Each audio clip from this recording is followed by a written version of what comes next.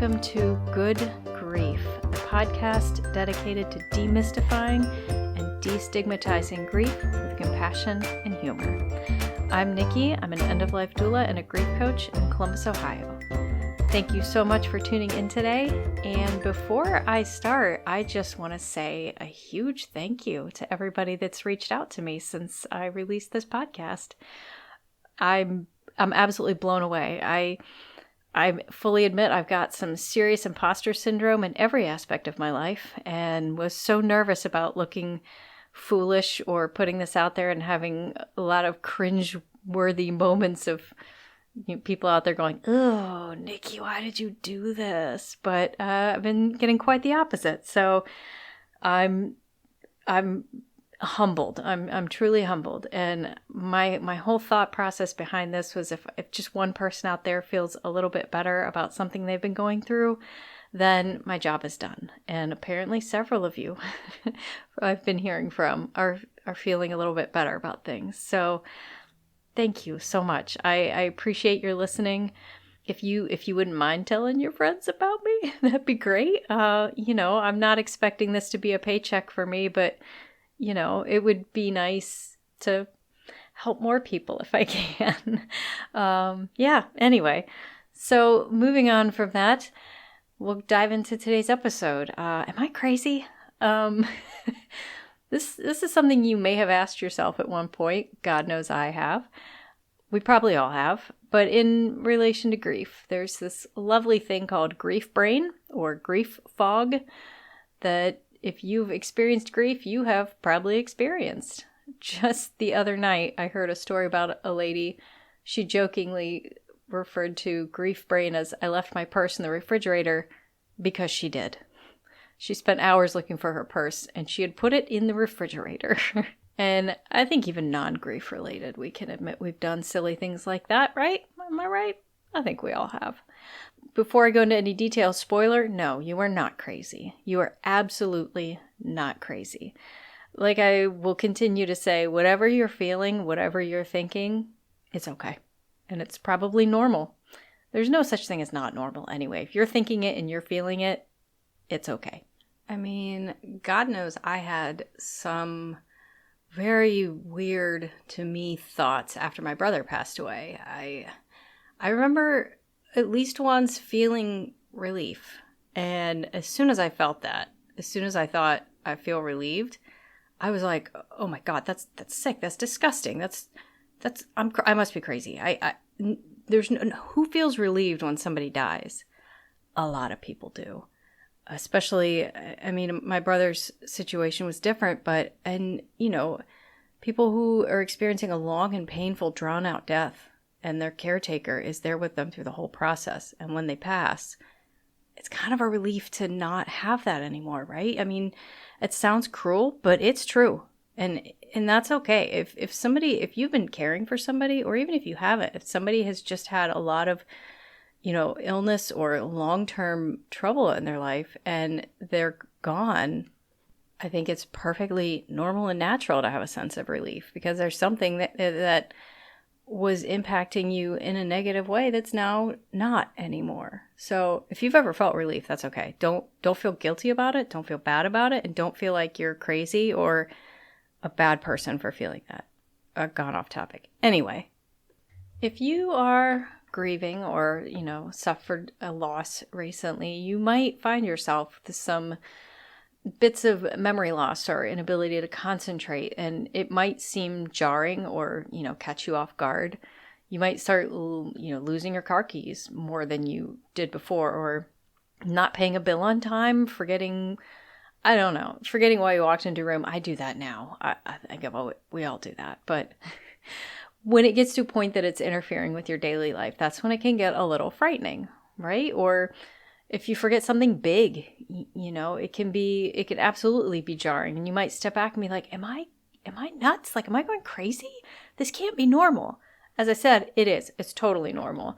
So when you're experiencing grief, it is a trauma, right? A loss is a trauma, whether it's big T trauma or little t trauma, it's a trauma. And when you experience trauma or go through it, your body releases stress hormones. and they put your body in fight or flight, even if it's a lower level. Your body's just trying to protect you, and it doesn't understand one type of stress from another. It doesn't quite understand, oh God, I just lost my husband versus there's a bear running towards me. All it knows is these hormones are released and your brain's kind of working overtime for all this. And I know myself, whenever I've had some type of, like a panic attack, for example, because I suffer from anxiety and I used to have terrible panic attacks. I don't have them as frequently, but I do still have them from occasion. After a massive panic attack or a period of prolonged anxiety, my brain's going 100 miles an hour and everything's real fast. And then once it comes down, usually the next day or several hours later, everything feels really foggy and weird. I tend to slip into a depression myself after a period of anxiety because it's like my body just tanks, and then my brain chemistry obviously is a little out of whack. So I tend to slip into a depression. But with my depression comes fog and an inability to concentrate, which is why when I'm really depressed, I just lay on the couch and flip through TikTok videos for 4 hours in a row. So if you do that, hey guys, that's okay. If that's how you cope, that's how you cope. In short, your body and your mind are just overwhelmed right now by stress and stress-based reactions. So this is when your brain fog kind of slips in. And sometimes the death of a loved one or a loss, a great loss, it doesn't necessarily, grief isn't always about death, right? We've covered that.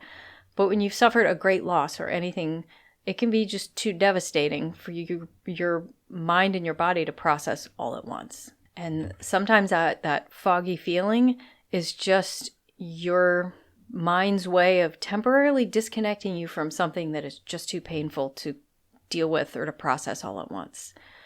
You may not even notice that you have this fog until after things start getting a little bit back to normal, or you've left your purse in the refrigerator, or forget mid-sentence what you were saying, in a room full of people at a meeting, and it can be frustrating and embarrassing. You might, feel really self-conscious about that. So if you're noticing this fog or this grief brain, it might be hard to recognize right away, but once you start noticing it, talking to other people, opening up sometimes helps. It's okay to distract yourself. You need to face your grief. You need to work through your grief. You can't walk around it. You can't walk away from it. But if it's too much to bear, it's okay to distract yourself. It's okay to lay on the couch and flip through TikTok videos for 4.5 hours if that's what you need to do at that time. But you have to face it at some point, But talking about it can sometimes help. Recognizing it, obviously, is a good first step. Like, oh, okay, I think I know what's going on here. I'm still not processing this loss I suffered, and my brain is coping, right? So you can talk to you don't have to go to a therapist unless you want to or you really need to, but you can talk to your friends about it. So you might be wondering if this is going on or when this happens. Like, okay, how long am I going to have to deal with this? And the shorter answer is, you might have a little fogginess for a day. You might have a little fogginess for a month. It might hang on for longer. It's really hard to say. Everybody's different, right? Everybody processes their grief in different ways and at different speeds, which is why I always say there's no timeline for grief. It's going to come when it's going to come, and it's going to go when it's going to go. And you can't really put a timeline on it. It's there forever, but how long it will affect you will vary person to person. But if it does get to a point where it's interfering with your daily life, talk to a therapist. Okay? Don't be afraid to reach out and get help. I'm going to say that all the time too. Don't be afraid to reach out and get help if you need it, or talk to a clergy member if that's what you'd like. Find somebody you can talk to. Call a helpline. There's warm lines out there. It's like a suicide hotline, but there's warm lines for just, okay, I'm not really suicidal, but I'm really in a bad place right now and I need somebody to talk to. Those exist. You can call those people. There's a million different ways grief can affect you physically and not just psychologically. Obviously, it will affect you psychologically, but it can affect you physically too. And that's what we're talking about with the fight or flight response and the stress hormones. But I read this really cool article, which I will link on the American Heart Association's, I think, website, heart.org, about grief and the body. And it was an interesting study in 2014 that showed within 30 days of their partner's death, people ages 60 and older have more than twice the risk of stroke or heart attack versus people who had not had a loss recently. And there are links to these studies in the article. I said I'll link that. The American Heart Association journal Circulation showed a study on the danger of heart attack risk. It's the highest in the first 24 hours after the death of a loved one for people with existing cardiovascular problems. So I don't want you to listen to this and be like, oh my God, if my partner dies next week, am I going to have a stroke? Okay, calm down. Probably not. But, there are certain factors that you can increase this risk. A lot of traumas can induce heart-related events or strokes, things like that. This is not totally new science. This has been studied before. Even, outside of grief, just trauma in general can cause a lot of weird reactions in the body. Side story, back in 2003, when I was in my early 20s, I had a terrible infection that landed me in the hospital. I nearly died. I believe when I went in the emergency room, I still have a vivid memory of the intern. It was an intern, or not intern, a resident coming in who was very young. And he took my blood pressure and he kept looking at the blood pressure cuff and then left and came back with a nurse who took my blood pressure. They ran out of the room to grab a doctor because my blood pressure was 60/40, regardless. So I was in the hospital for about a week before they let me go. And I was still at home recovering for probably another 2 weeks after that. It was a really bad experience. 6 months after that, all my hair fell out. So it's an interesting reaction in the body that happens a lot of times after massive car accidents or heart attacks. This can happen. Your hair will just fall out because at the time of the trauma, all the follicles go into shock. So then it takes 3 to 6 months for, the hair to fall out when the follicle stops and you're normal. You guys know all this. I don't need to explain this to you. But it'll all happen at once. So then once those hair follicles are at that point, all of the hair will fall out. So the body's an amazing thing and it can react crazy to stress, but it's trying to protect you is what it's doing.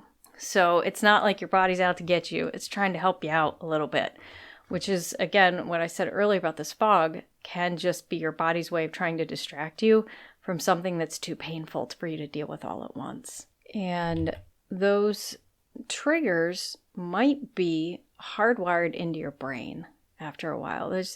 When trauma happens, your brain can get re-hardwired. And this is, where we hear the term trigger. Trauma can happen and certain things will trigger that fight or flight response. It'll kick in, and this is true with grief and loss as well. You might see something that reminds you of somebody you lost. Or I know when I lost a dear friend of mine back in 2013, I one day was walking and I swear I saw him out of the corner of my eye and I turned, it wasn't him. It was somebody that looked a little similar to him, but it kicked in. It felt like somebody kicked me in the gut. And then, my heart rate sped up, my breathing sped up. It wasn't quite like a panic attack, but everything just felt amplified for a second. It was that startle reflex almost. And that, it took a while for me to come down from that. It was very jarring, I guess. And those things can happen because, your brain has changed its chemistry a little bit. And there are ways you can get that back, cognitive behavioral therapy. I don't know why my mouth won't want to say that. CBT can help you rebuild those neural pathways to how they were before. Everything's going to be a little different. Your grief's not going to go away, but you can kind of move those pathways back to ease that trauma, so to speak. So you don't have those initial fight or flight responses. It's not a cure-all. I can't say go to CBT therapy for a week and you're cured forever and you'll never be sad again, because that's not how that works. But it can help if it's debilitating or it's interfering with your daily life. So either way, when these are happening, when these effects are happening to you, like I said, you can have that reaction of, oh my God, I'm going crazy. You're not. I'll say it a million times, you're not crazy. It's perfectly normal. But it's easy for me to say that. When you're feeling it, it feels real. You really do feel like you're losing your damn mind. Believe me, I've been there. You're not. And if you're ever in that moment, just remember me telling you it's okay. You're not going crazy, I promise. There's 1,000,001 ways you can help process your grief. And I can do a whole episode on that. Maybe I will. I don't know. I'll reference them throughout every single episode though. But, always talking about it. If you need to speak to a counselor, do it. If you need a grief coach, call one. If you want to call a friend, a minister, a neighbor, somebody you know who gets it, do that. Go to a grief support group. There's so many of them. And since the pandemic, there's been a lot of them that are meeting online now. And I personally would prefer to meet in person for stuff like that. But, it's not always possible. But it's easier. You can do it in your pajamas at home, and you can reach out to other people who are experiencing similar things and feel a little less alone.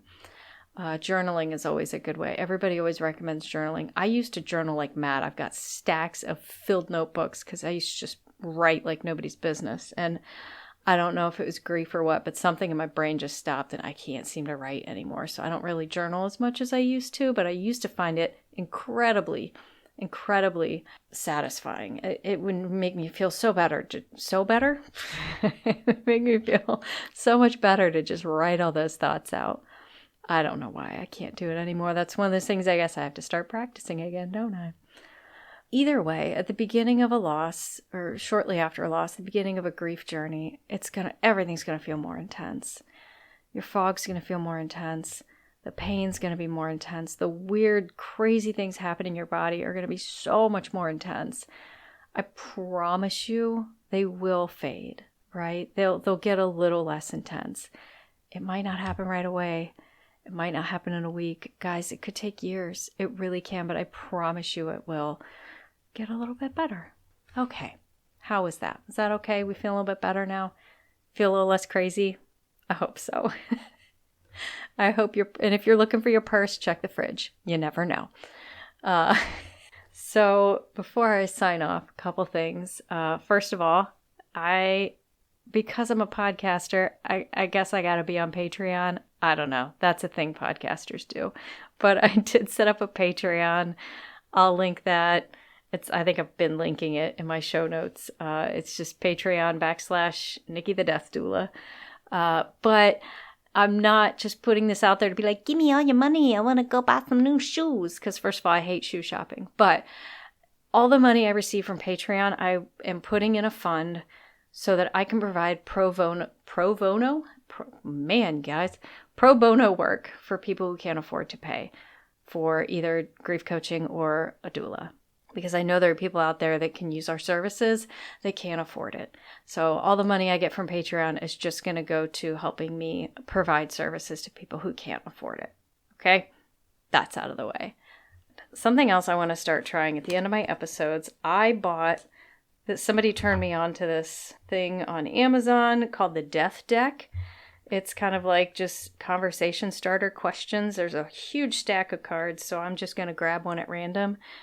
And okay, the first one's not at random because the very first card in the deck, when I opened the box, the title of it is Good Grief. And I thought that seemed appropriate. So I'm going to read the card at the end of the episode to give you guys something to think about over the week. Maybe write it out in your journal. Maybe just talk about it with your loved one or friend or neighbor. But so this one is Good Grief. Who doesn't love a good eulogy? Start yours today by sharing one piece of advice to those you've left behind. So what is one piece of advice you would like to leave to people after you're gone? Okay. Thank you so much for tuning in. I appreciate, you guys, seriously, please reach out to me through my website, nikkithedeathdoula.com.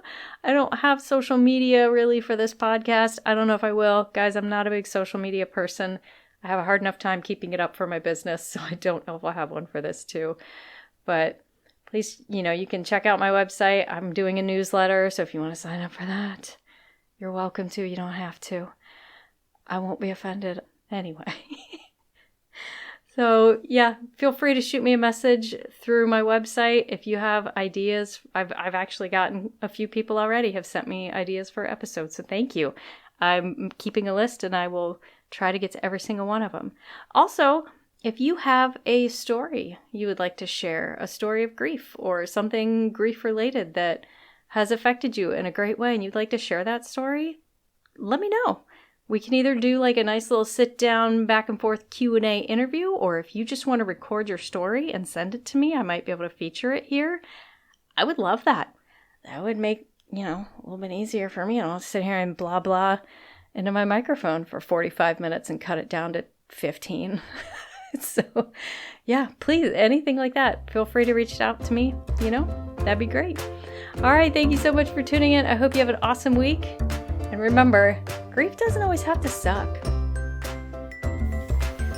Good Grief was brought to you by me. You can find me online at nikkithedeathdoula.com.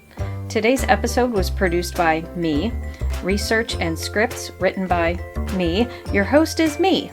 Editing and sound design also me. Music is not me. Music is Cheery Monday by Kevin MacLeod. License information can be found at filmmusic.io/standard-license.